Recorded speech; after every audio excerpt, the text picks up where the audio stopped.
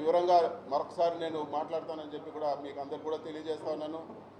చివరిగా చెప్పేది ఏమంటే, మీరు కేసులు పెట్టినా లేకపోతే ఇంకోటి పెట్టినా మేము వెనక్కు తగ్గే ప్రసక్తే లేదు. ఖచ్చితంగా గట్టిగా ఇంకా రెట్టింపు ఉత్సాహంతో పోరాడతామని చెప్పి కూడా నేను తెలియజేస్తా ఉన్నాను.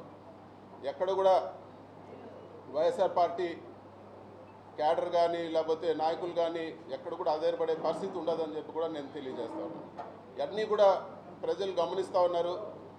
ఇవన్నీ కూడా ఒక డైవర్షన్ టాక్టిక్స్లో భాగమే అని చెప్పి కూడా అందరూ కూడా గమనించాలని చెప్పి కూడా నేను కోరుతా ఉన్నాను. ప్రభుత్వం చేయాల్సిన పనులు పక్కన పెట్టి ఏదో ఒక అభూత కల్పన చేసి రకరకాల కేసులు పెట్టి నాయకులందరినీ కూడా జైళ్ళల్లో పెట్టి, సంబంధం ఉన్నా లేకపోయినా ఎట్లంటే అట్లా జైళ్ళల్లో పెట్టి ఇదంతా కూడా వాళ్ళు చేయాల్సిన పనుల నుంచి డైవర్షన్ చేసే పరిస్థితి ఉందని చెప్పి కూడా మనం అందరం కూడా తెలుసుకోవాలని చెప్పి కూడా నేను తెలియజేస్తా ఉన్నాను.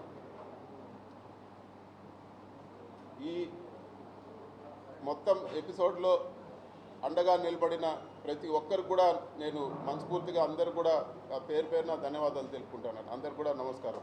Thank you.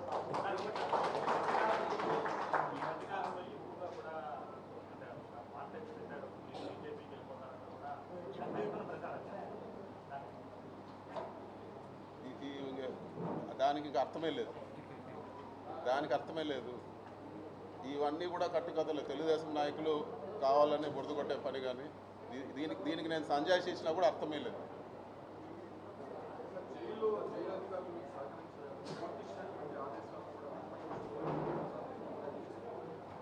మరి ముఖ్యంగా జైల్లో ఎటువంటి పరిస్థితుల్లో పెట్టారంటే, ఒక టెర్రరిస్టో తీవ్రవాదిని జైల్లో పెట్టిన పరిస్థితి ఉండింది నాకు. నేను ఉన్నన్ని రోజులు కూడా ఒక పూర్తి బ్లాక్లో వేరే ఒక మనిషితో మాట్లాడే పరిస్థితి ఉండదు. కేవలం ఎప్పుడైనా ములాఖాతులు, వారానికి వచ్చిన ములాఖాతులు, లేకపోతే ఇంటికి 3 ఫోన్ కాల్ చేసుకోవచ్చు.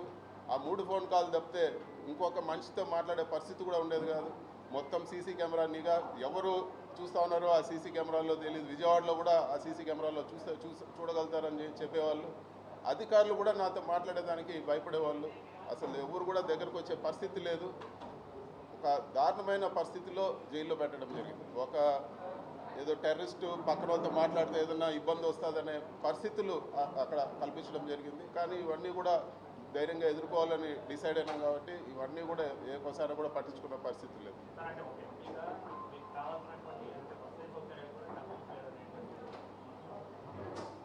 కోర్టు వసతులు కల్పించే విషయంలో కోర్టు ఆదేశాలు ఇచ్చే వరకు, కోర్టు నుంచి ఆదేశాలు ఇచ్చే వరకు ఏ ఒక్క వసతి కూడా జైల్లో కల్పించలేదు.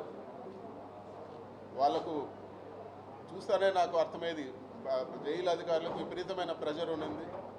వాళ్ళు ఏ ఒక్క వసతి కూడా కోర్టు నుంచి ఆదేశాలు రాకుండా ఏ ఒక్కటి కూడా కల్పించలేదు. ఇవ్వాల్సిన బేసిక్ రిక్వైర్మెంట్ కూడా అవన్నీ కూడా వచ్చిన ఫస్ట్ కోర్టు ఆర్డర్ వచ్చే వారం 10 రోజుల వరకు అస్సలు ఏ ఒక్క సహకారం కూడా లేదు.